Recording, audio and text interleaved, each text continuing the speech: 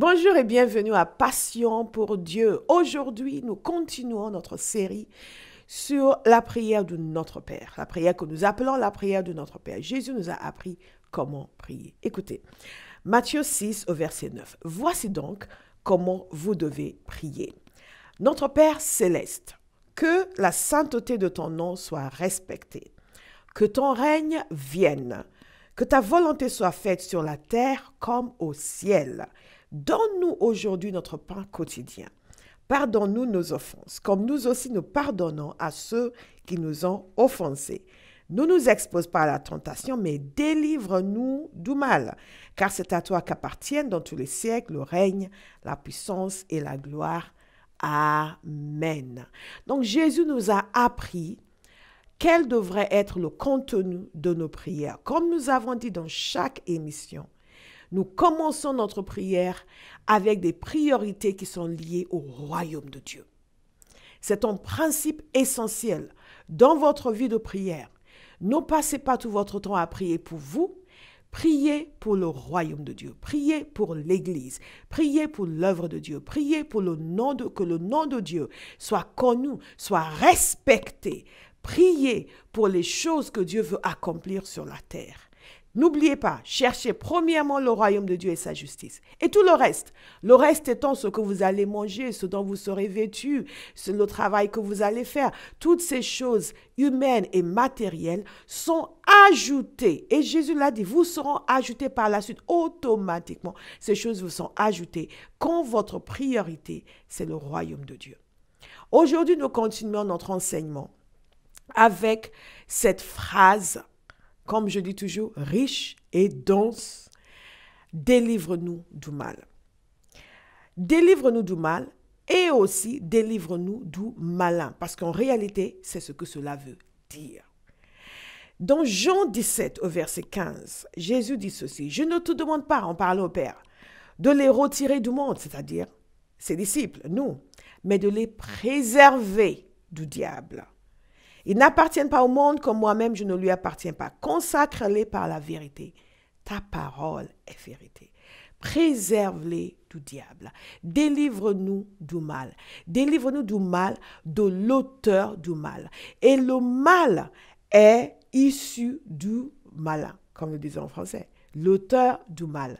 Préserve-les du diable. C'est ce que Jésus nous demande de prier ici. Que nous soyons libérés de tout ce qui vient dans nos vies à cause de Satan. Que nous soyons libérés de tout le mal qui se produit dans nos vies, de l'influence du diable dans nos vies.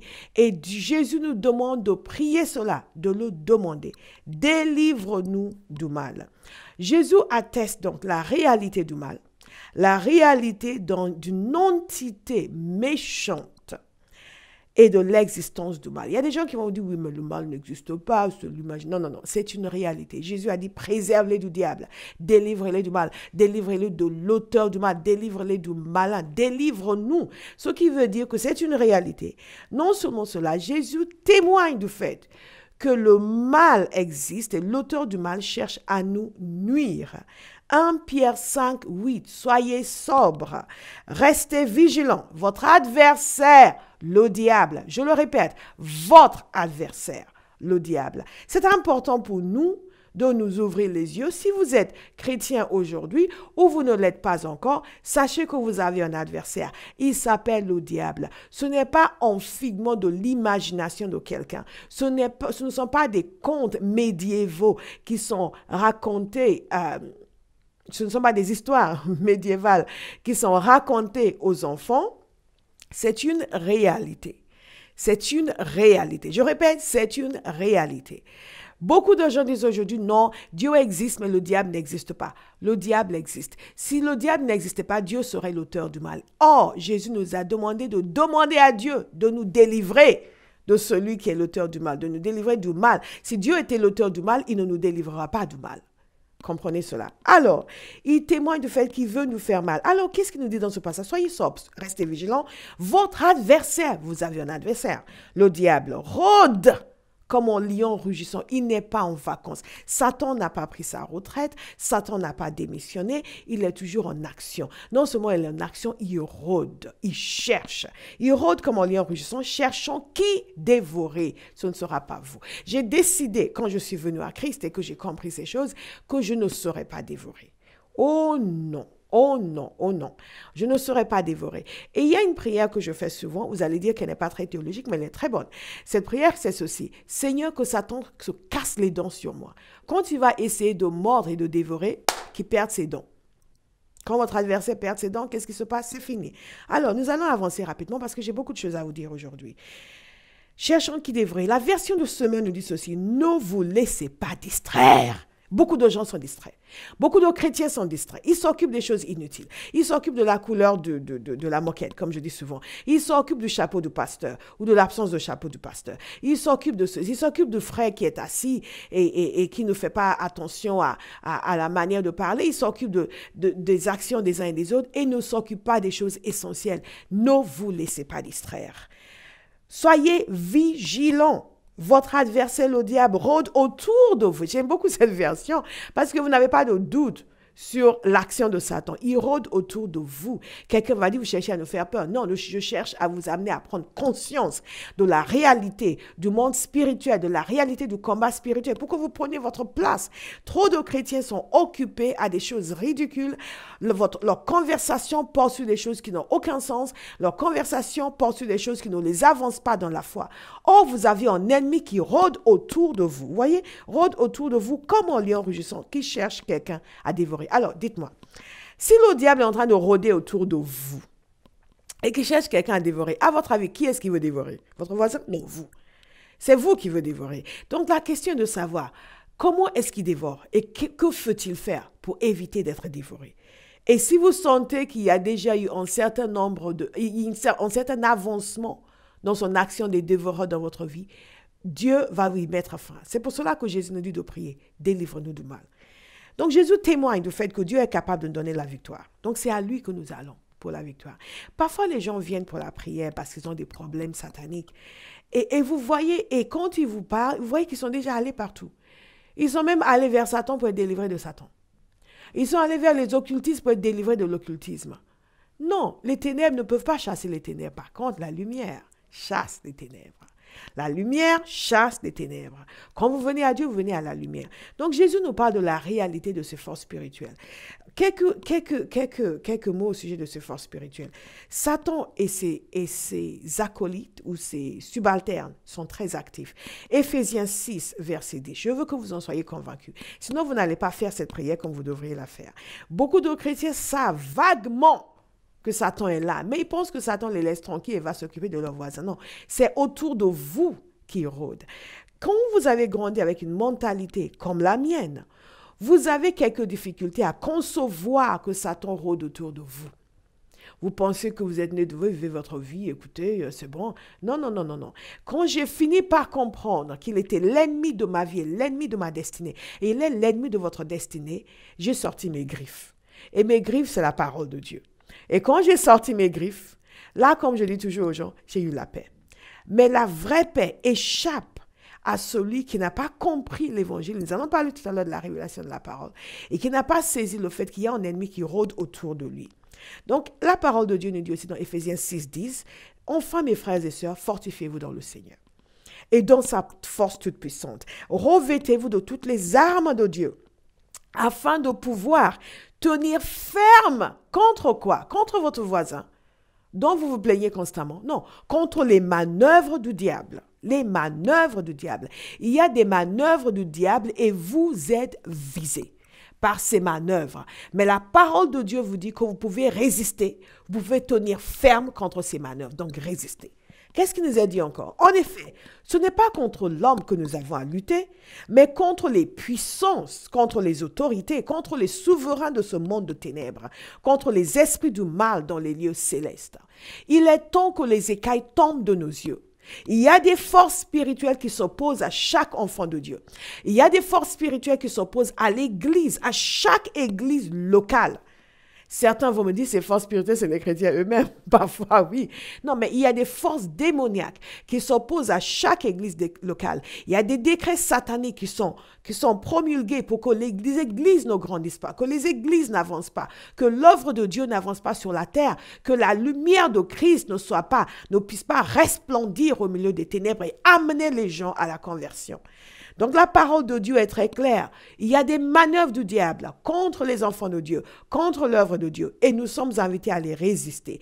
Il y a toutes sortes de catégories d'esprits méchants, les puissances, les autorités, les souverains des mondes des ténèbres, les esprits du mal dans les lieux célestes. Ensuite, il y a des agents de ces esprits. Il y a des agents sataniques, il y a des agents humains qui travaillent pour Satan, il y a des sorciers, il y a des occultistes en tout genre qui font des pactes avec Satan et qui agissent en son nom sur la terre. Comme nous agissons en tant que chrétiens au nom de Jésus, il y a des personnes qui agissent au nom de Satan sur la terre, mais qui ne vont pas nécessairement vous dire, qui vont vous dire non, c'est une certaine sagesse, une certaine philosophie, une certaine vision du monde. Non. Non, c'est occulte. Point barre, comme on dit en bon français. Écoutez, il y a aussi des forces qui agissent contre nous individuellement, contre l'Église, contre les familles et contre les nations.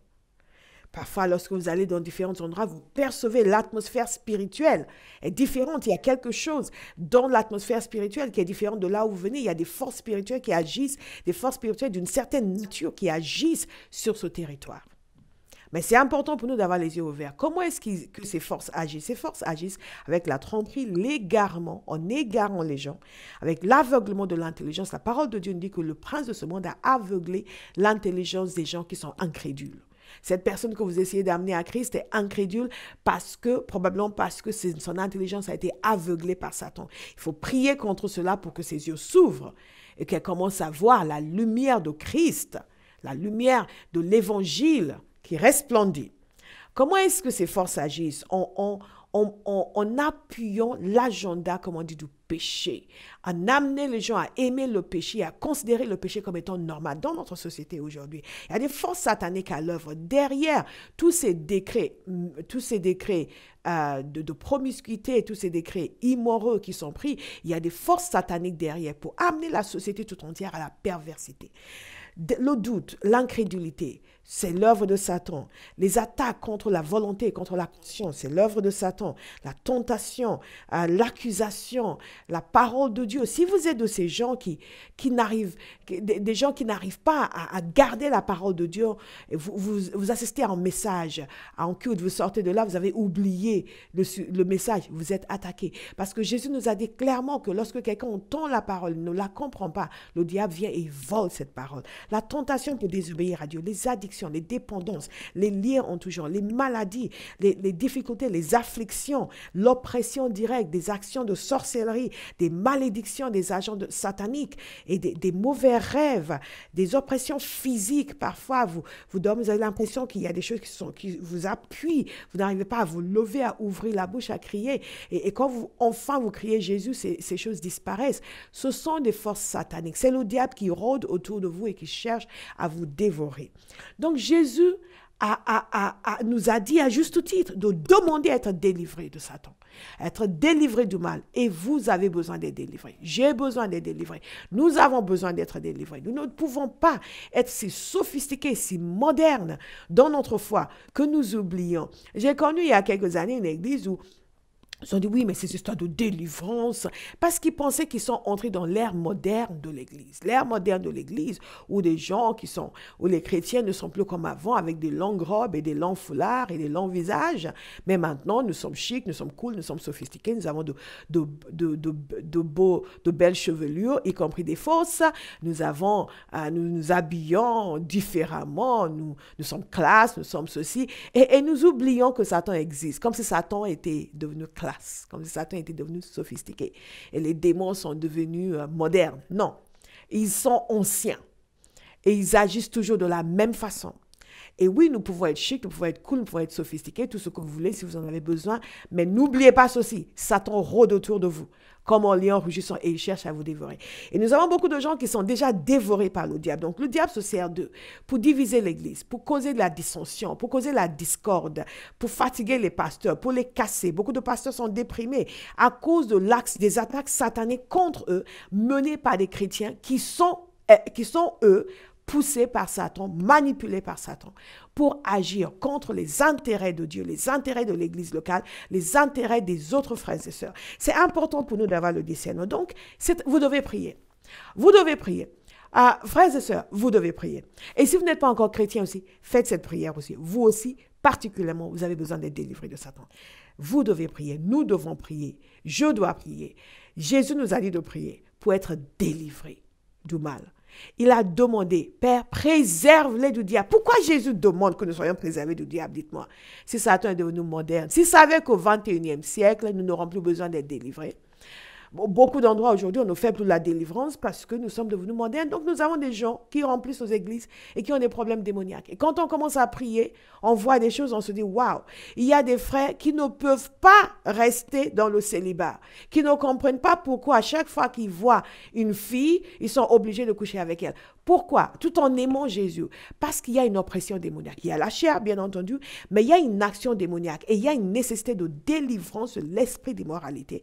Et nous sommes devenus trop sophistiqués pour en parler. Alors, parlons-en. Quelles sont les prières que vous faites? Cette prière est dense, elle est riche. Cette seule ligne, délivre-nous du mal. On va la décliner.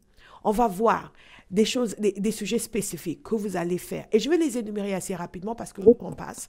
Je pourrais passer des heures et des heures à enseigner sur cela. Mais croyez-moi, je ne suis pas une spécialiste de la délivrance. Il y a des gens qui sont des spécialistes de la délivrance qui ne font que pas ça. Je suis pasteur, nous avons un ministère prophétique, nous avons un ministère d'enseignement, nous avons un ministère qui est vaste, nous faisons beaucoup de choses, mais nous sommes conscients aussi de la réalité des bandes de ténèbres. Nous sommes conscients aussi du fait que si les gens ne sont pas délivrés du mal, ils vont continuer dans les mêmes schémas, ils ne vont jamais s'en sortir. Et ils vont errer d'église en église, ils vont errer de lieu en lieu, ils ne vont pas trouver d'assise spirituelle. Écoutez ceci. Premier sujet de prière. Seigneur, purifie ma pensée. Purifie-moi de tout mensonge démoniaque, de tout conditionnement et manipulation démoniaque. Montre-moi ta vérité dans chaque situation. Pourquoi ma pensée? Parce que ça commence avec la pensée. Le péché commence dans ma pensée. Les choses que Satan, le mensonge, Satan est le prince du mensonge. Il commence en introduisant les mensonges. La manipulation commence avec ma pensée. Il me manipule contre moi-même, il me manipule contre les autres. Pour souvent, les gens disent, oui, les pasteurs nous manipulent. Non, Satan vous manipule. Il vous manipule pour attaquer les pasteurs. Vous allez me dire, est-ce qu'il y a des pasteurs qui manipulent? Certainement, il doit y en avoir. Il y a des brebis galeuses partout, parmi les brebis aussi. Mais sachez ceci, c'est Satan qui vous manipule contre les serviteurs de Dieu. C'est Satan qui manipule les chrétiens les uns contre les autres. C'est Satan qui manipule les serviteurs de Dieu contre les brebis. Et nous devons décider, Seigneur, purifie mes pensées. Il y a des choses que vous croyez aujourd'hui contre vous-même. Il y a des limites que vous êtes imposées dans votre vie qui ne viennent pas de Dieu, qui viennent du fait que Satan vous a conditionné pour penser que vous êtes limité à ça, vous ne pouvez pas aller au-delà. Et quelqu'un va être délivré de ces limites aujourd'hui au nom de Jésus. Soyez délivrés. Criez à Dieu, Seigneur, purifie-moi de tout mensonge démoniaque. Il y a des mensonges que nous croyons contre les autres. On nous a parlé de quelqu'un. Quelqu'un vient vous polluer la pensée en vous parlant de quelqu'un d'autre et vous le croyez.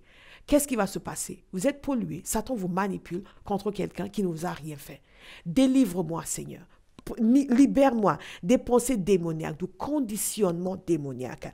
Montre-moi la vérité dans chaque situation. Écoutez. Jean 8, 44.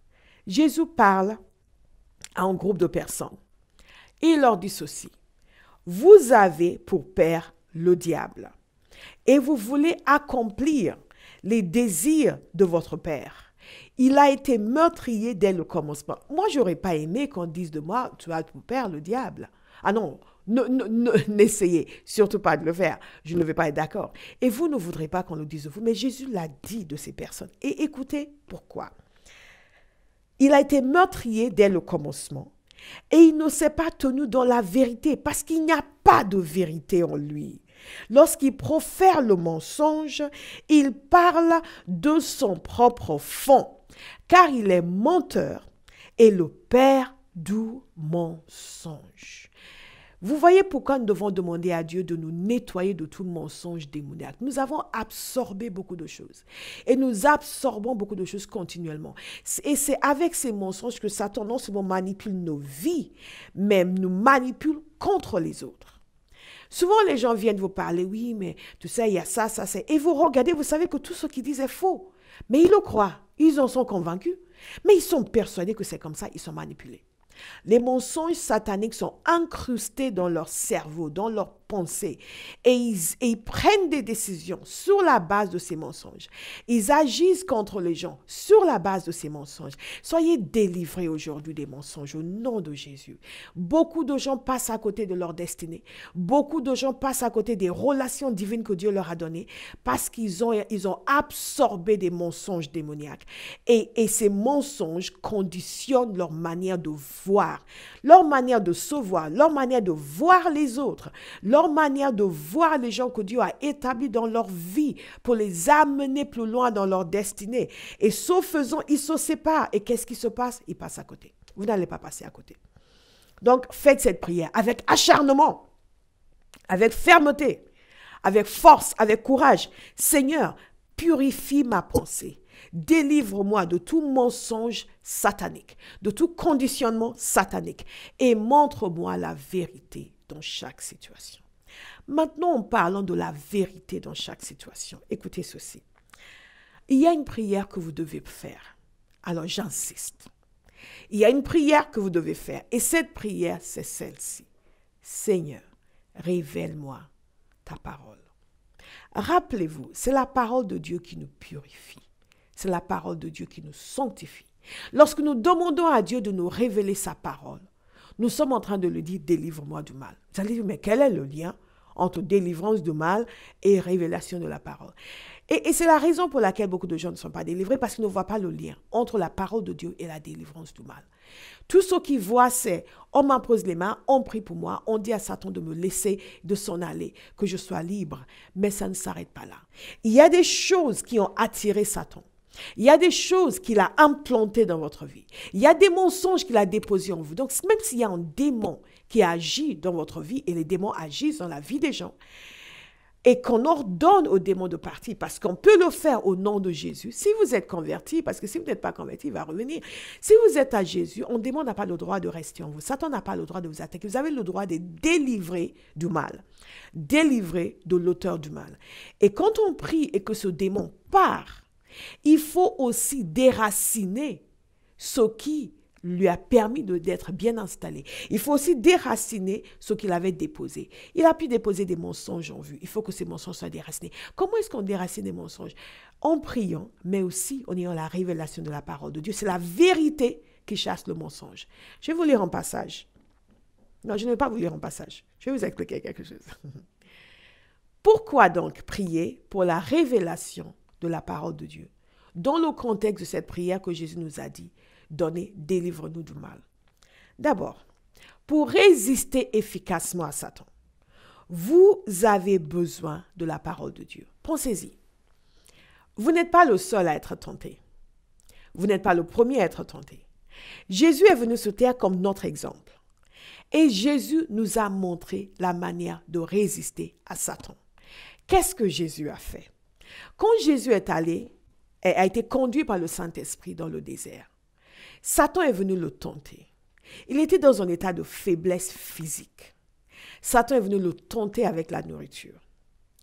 Il savait qu'il était venu pour gagner le monde, pour Dieu.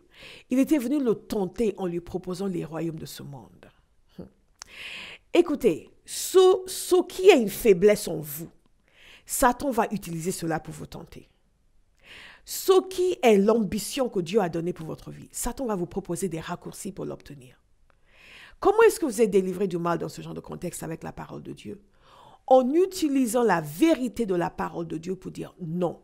Je ne vais pas le faire à ta façon. Je vais le faire à la façon de Dieu parce que Dieu dit ceci. Dieu dit ceci. Lorsque Satan est venu le tenter avec la nourriture, Jésus a résisté avec la parole de Dieu en disant non, l'homme ne vivra pas de pain seulement, mais de toute parole qui sort de la bouche de Dieu. En d'autres termes, j'ai faim, je suis faible, pas à cause de la faim, mais ce n'est pas une raison pour manger ce que tu me proposes. Il y a beaucoup de choses que Satan vous propose. Et beaucoup de gens mangent ce que Satan propose parce que vous avez l'impression que c'est un besoin légitime. Il n'y a aucun besoin légitime qui justifie d'aller en dehors de la parole de Dieu.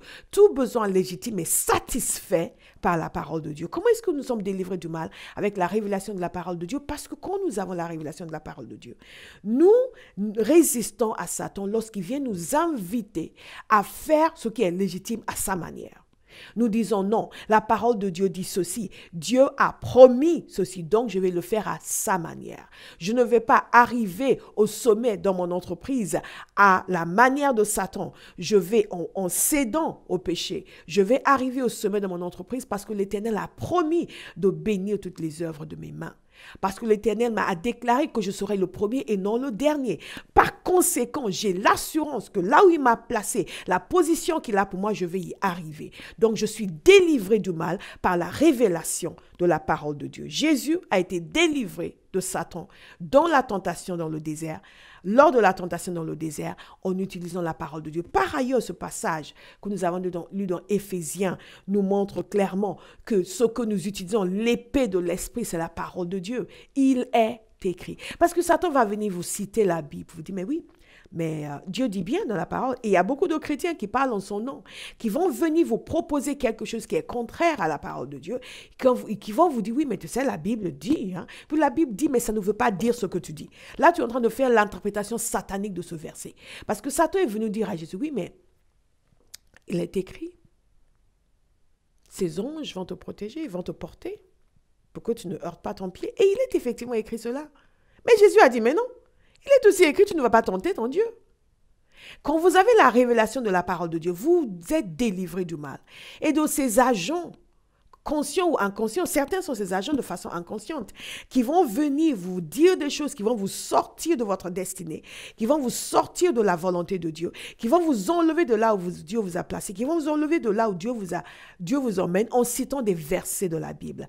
Qu'est-ce qui se passe? La révélation de la parole vous amène à dire oui. Mais la parole de Dieu nous dit aussi d'être soumis à nos responsables, d'être soumis à nos leaders. Donc, je te remercie pour ta sollicitude, mais non merci. Vous êtes délivré du mal. La compagnie Théophile, la passion pour Dieu, l'amour du prochain. LCT est un ministère fondé par prophétesse Bola Ogedengbe. Prophétie, évangélisation, enseignement, LCT touche 155 nations et le monde entier à travers les émissions de télévision Passion pour Dieu, les conférences Paraclétos, conférences de guérison, conférences de prière et à travers le site avec plus de 150 enseignements, des outils d'évangélisation sur le site dieu.fm. La télévision, la radio et Internet, nombreux sont les témoignages des vies guéries et transformées. Rejoignez prophétesse Bola Ogedengbe et devenez partenaire pour transformer la francophonie et pour amener l'évangile dans le monde entier. Pour devenir partenaire, rendez-vous sur compagniethéophile.org ou appelez le 07 81 69 55 58. Retrouvez LCT sur compagniethéophile.org, Facebook, YouTube, Vimeo. La compagnie Théophile, la passion pour Dieu, l'amour du prochain.